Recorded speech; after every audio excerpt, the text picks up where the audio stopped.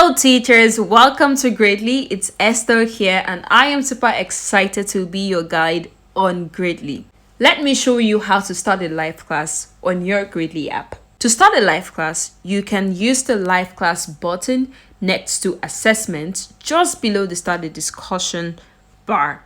Or you click on the addition icon at the bottom center of your screen. Then you proceed to click on new live class. By clicking on new live class, you would be able to schedule your class for later or even start the class immediately. That's not all. You can even copy your class link by clicking on the clipboard icon next to new live class and saving it somewhere. Let's start by scheduling a class for later. Click on schedule for later and simply fill out the details. The class title, the lesson time.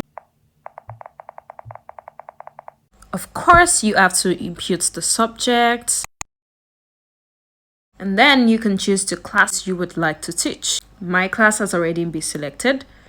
And if you didn't copy your class link before, you can do that now just by clicking on the clipboard icon and your link will be copied to the clipboard. Once you're done filling out the details and copying your class link, you can proceed to publish your class by clicking on the publish button in the top right corner of your screen.